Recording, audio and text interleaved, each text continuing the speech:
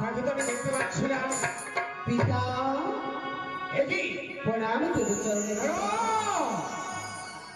তুমি পিতা বলে সমস্যা করেছো সত্য, বুঝতে পেরেছি তুমি ভাই ভীতু হয়ে তুমি পিতা পিতা বলে সমস্যা করেছ।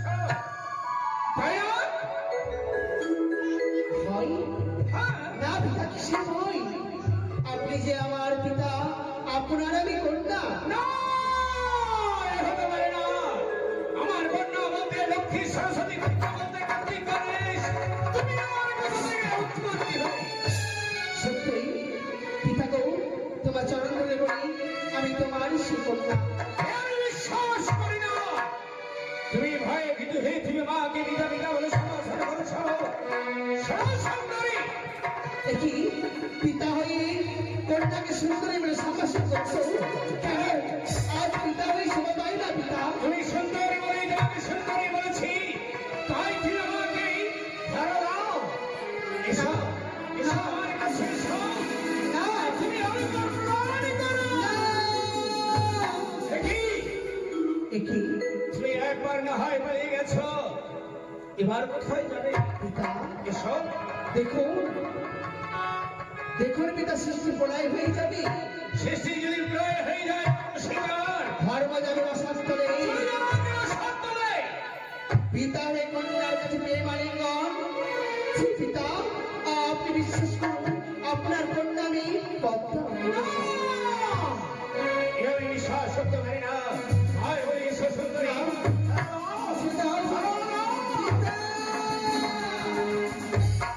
একবার দুইবার তুমি পালিয়ে গেছো, আর পালিয়ে যেতে পারবে না সুন্দরী। দাঁড়াও দাঁড়াও পিতা, বারবার তুমি পিতা পিতা বলে সমস্যা করবে। সত্যই আপনার কন্যা আমি মনসতী না। এবার আমি সেই রূপ ধারণ করছি, সেই রূপে জগৎকে বলে করবে তুমি পদ্মবাণী। দেখো পিতা, তবে আমি আপনার কন্যা সেই মনসা।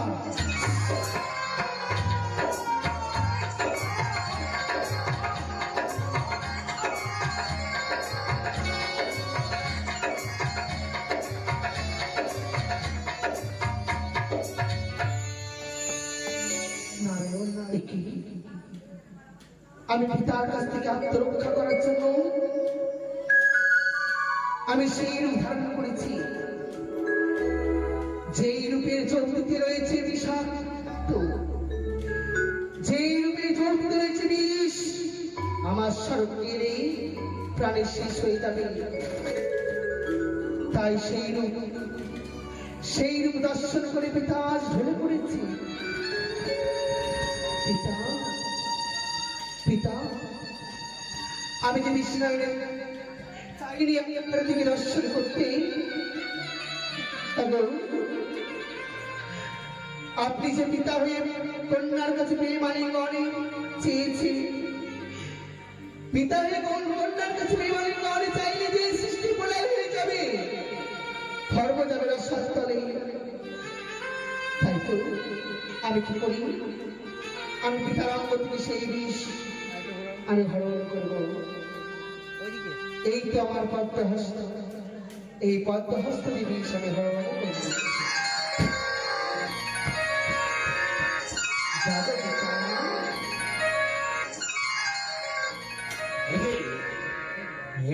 কি দেখলাম আমি?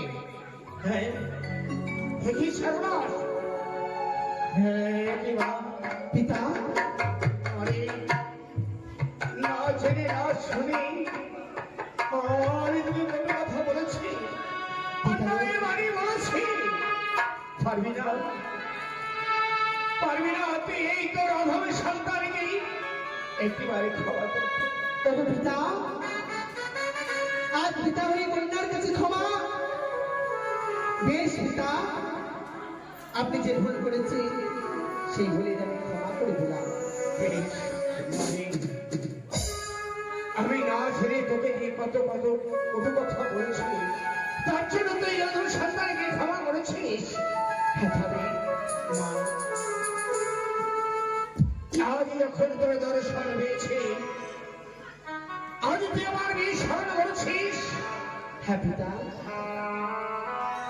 এই দেখ তবে আমরা এসেছি আমি কমল মনে পুষ্পচয়ন করতে। পুষ্পচয়ন করা হয়ে গেছে, এবার তৃতীয়বার দর্শন পেয়েছিস মা।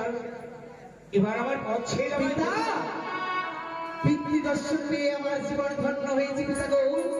এবার আপনার সঙ্গে যেতে চাই আমি মাতৃ দর্শনে।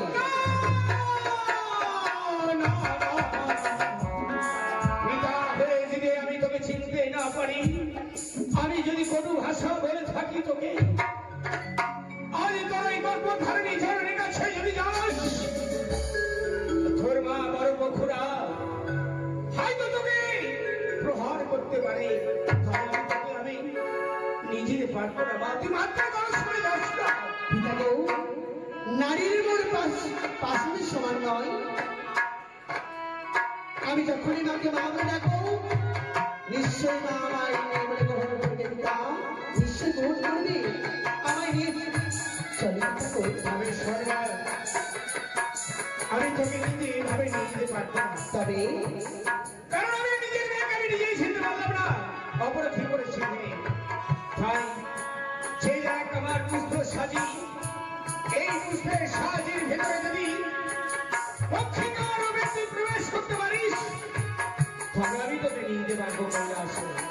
দেবাদি দেবী মহাদেবীর কন্যা আমি কেন পারবো না পিতা? নিশ্চয়ই পারবো না দাদা। ভগ্নী কোথায় ফেলে সাজি? ওই তো নারায়ণ নারায়ণ নারায়ণ এই নারায়ণ। দেখো পুষ্পের সাজি। বেশ, ও